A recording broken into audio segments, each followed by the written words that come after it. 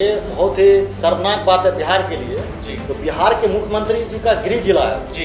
और वहाँ जब शिक्षा की ये व्यवस्था है, जबकि आप सुनते होंगे जो कि माननीय मुख्यमंत्री जी नालंदा पे विशेष ध्यान देते हैं विकास करने को लेकर के, तो आप किस प्रकार का विकास नालंदा में किए हैं? वहाँ पे शिक्षक नहीं है और जो बिहार के हित में जो काम होना चाहिए, शिक्षा के हित में जो काम होना चाहिए, आप उस काम को नहीं कर रहे हैं। तो माननीय मुख्यमंत्री जी से और शिक्षा मंत्री से आग्रह करेंगे, आप विशेष बैठक बुलाइए शिक्षा को लेकर के, शिक्षक भर्ती प्रक्रिया को लेकर के आप एक विशेष बैठक बुलाइए और उस बैठक में अविलंब निर्णय लीजिए। जो क्लास 1 to 8 का जो प्राथमिक शिक्षक भर्ती प्रक्रिया है 7th फेज का, उसको जल्द से जल्द शुरू करिए।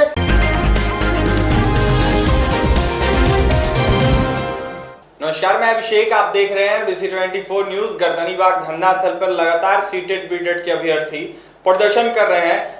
प्रदर्शन करते करते वहीं आपको बता दें तमाम अभ्यर्थी जो हैं अलग अलग तरह के जो प्रदर्शन है वो कर रहे हैं। वहीं आपको बता दें कभी जो अभ्यर्थी हैं वो हवन करते हैं, तो कभी मुंडन करवाते हैं, तो कभी भिक्षा मांगते हैं, तो कभी काला कपड़ा सर पे बांध के प्रदर्शन जो है वो करते हैं। वहीं आपको बता दें अधनग्न भी प्रदर्शन ये अभ्यर्थी करते हैं, लेकिन सरकार जो है इन अभ्यर्थियों की बात जो है वो नहीं सुनती है। देखिए लगातार ये अभ्यर्थी यह मांग कर रहे हैं कि 7वें चरण का नोटिफिकेशन जो है वो जल्द से जल्द जारी हो। देखिए हमारे स्टूडियो में आज मौजूद है सीटेट बीटेट के अभ्यर्थी आशीष। लगातार अलग अलग तरह का आपके साथी जो है वो प्रदर्शन कर रहे हैं, आप भी प्रदर्शन कर रहे हैं। अधनंग कभी प्रदर्शन करते हैं, कभी मतलब अलग अलग तरह का प्रदर्शन हो रहा है, क्या कहिएगा?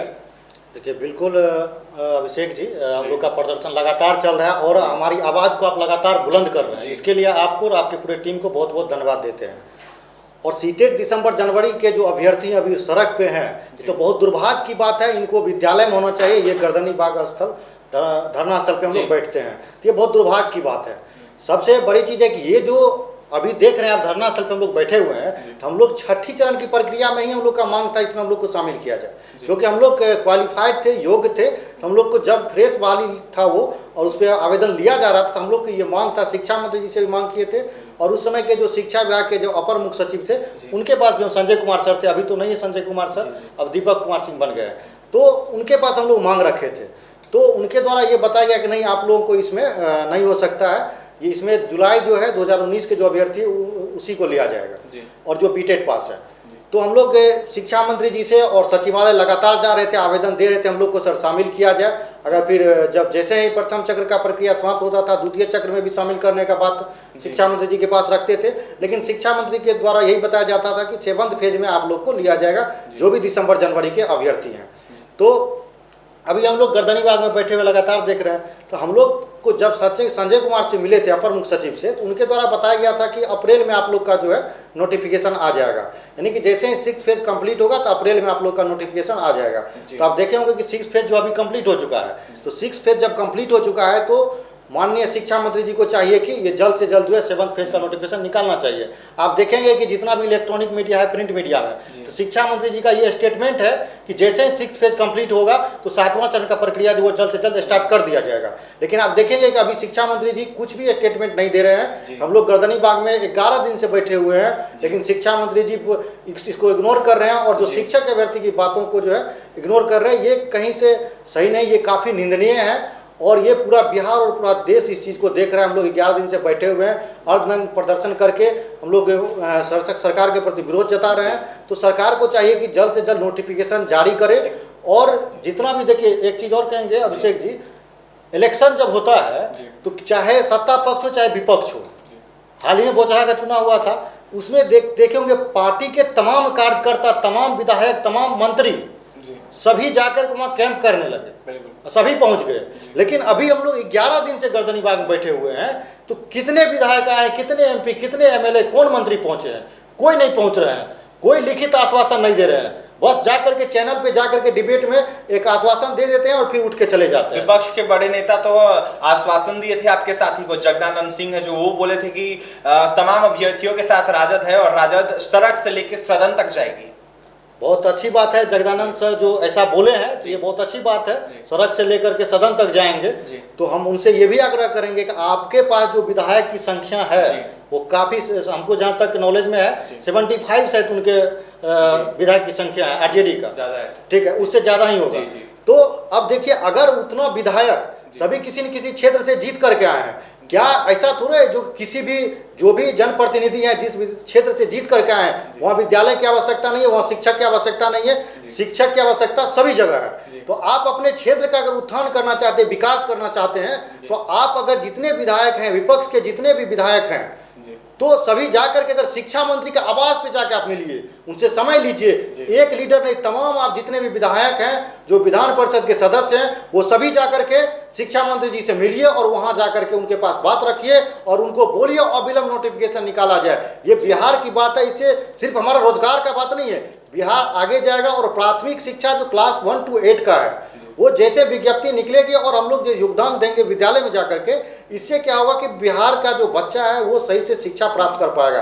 तो बच्चा का जो विकास में है, कहा जाता है कि सर जो प्राथमिक शिक्षा होता है वो काफ़ी महत्वपूर्ण होता है। अगर किसी को प्राथमिक शिक्षा सही से नहीं दिया जाएगा तो वो आगे उसका भविष्य जो है अंधकारमय हो जाएगा। आशीष जी, एक सवाल रहेगा आपसे। मुख्यमंत्री नीतीश कुमार अपने क्षेत्र गए थे, अपनी पत्नी के प्रतिमा पर माल्यार्पण किया, उसके बाद एक छोटा सा बच्चा वहाँ 11 साल का सोनू आया। सोनू ने कहा कि उसके क्षेत्र में जो स्कूल है वो कहीं ना कहीं सही नहीं है, वहाँ पे जो शिक्षक है वो इंग्लिश बोलना भी अच्छे तरीके से नहीं जानते हैं। इस पे क्या कहिएगा, आप भी बिहार से आते हैं। देखिए, ये बहुत ही शर्मनाक बात है बिहार के लिए जी। तो बिहार के मुख्यमंत्री जी का गृह जिला है जी, और वहाँ जब शिक्षा की ये व्यवस्था है, जबकि आप सुनते होंगे जो कि माननीय मुख्यमंत्री जी नालंदा पे विशेष ध्यान देते हैं विकास करने को लेकर के, तो आप किस प्रकार का विकास नालंदा में किए हैं? वहाँ पे शिक्षक नहीं है, तो बच्चे जो है बिना शिक्षक का पढ़ रहे हैं। तो वो बच्चा स्पष्ट रूप से कह रहा है जो कि हम पढ़ना चाहते हैं, लेकिन यहाँ पे शिक्षक नहीं है विद्यालय में। जो शिक्षक को विद्यालय में रहना चाहिए वो गर्दनीबाग में देखिए धरना स्थल में बैठा हुआ है। तो अब समझ लीजिए कहीं ना कहीं जो शिक्षा व्यवस्था है नीतीश कुमार के लिए, समझ लीजिए छोटा बच्चा है, करारा तमाचा है इसके, समझ लीजिए शिक्षा व्यवस्था पे। तो आप विकास की बात करते हैं तो बिना शिक्षा का बिहार का विकास नहीं हो सकता है। विद्यालय में अगर शिक्षक नहीं रहेंगे, प्राथमिक एजुकेशन सही से नहीं मिलेगा, 1 to 8 का शिक्षक का जो भर्ती प्रक्रिया वो जल्द से जल्द शुरू नहीं होगा, अभ्यर्थी विद्यालय में नहीं जाएंगे तो उस विद्यालय से मजदूर पैदा होंगे। तो माननीय मुख्यमंत्री जी, विद्यालय से मजदूर पैदा नहीं कीजिए। एक बिहार का जो भविष्य है उसको अंधकार में मत डालिए। शिक्षा बहुत बड़ी चीज होती है, आप उसको बर्बाद मत करिए। आपसे विशेष आग्रह है कि 7th फेज का जो है नोटिफिकेशन, जो प्राथमिक क्लास 1 to 8 का जो है वो जल्द से जल्द रिलीज करिए, जिससे जितने भी अभ्यर्थी गर्दनीबाग में बैठे हुए हैं वो धरना स्थल को छोड़ करके अपने अपने घर को जाएंगे।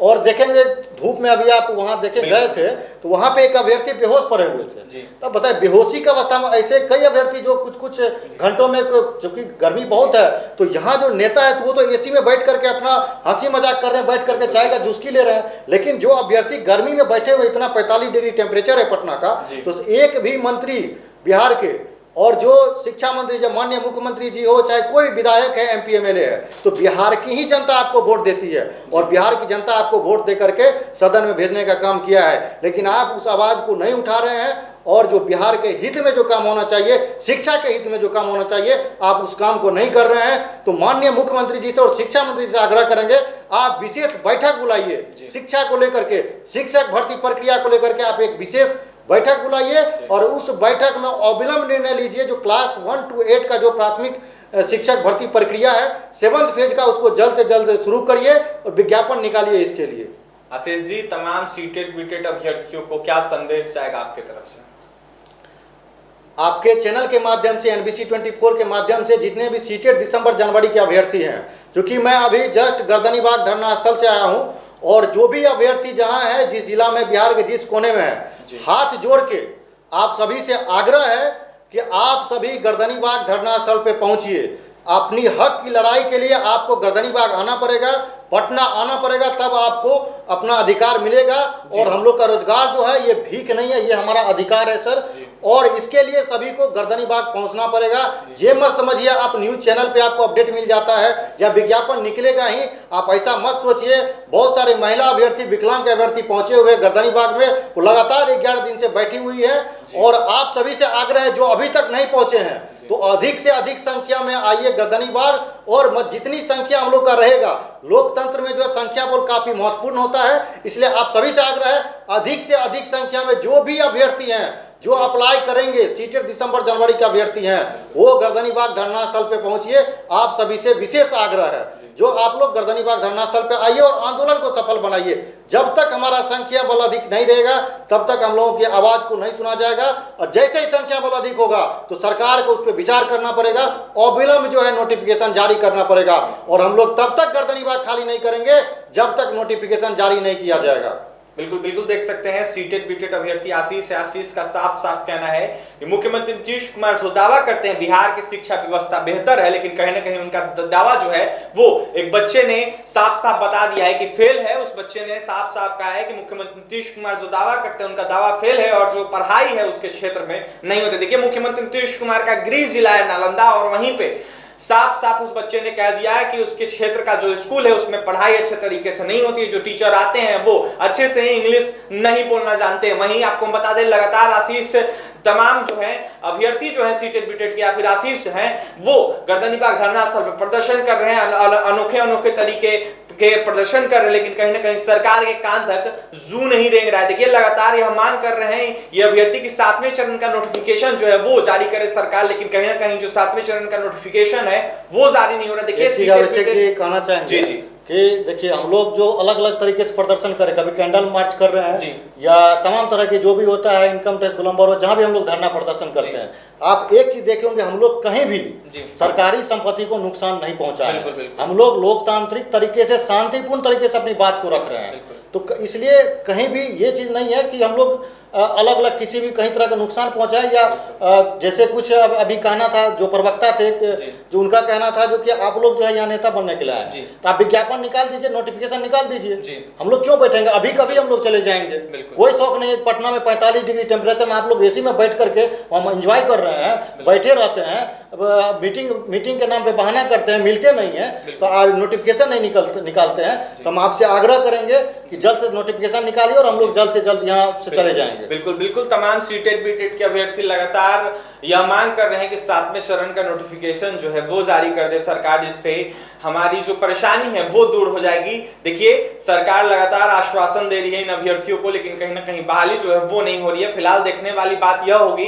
इन अभ्यर्थियों की बहाली कब तक होती है। देखिए सीटेट बीटेट के अभ्यर्थी आशीष थे हमारे स्टूडियो में, और भी तमाम खबरों के लिए बने रहें NBC 24 न्यूज के साथ। हमारे चैनल को सब्सक्राइब करें, पेज को लाइक करें। बहुत बहुत धन्यवाद।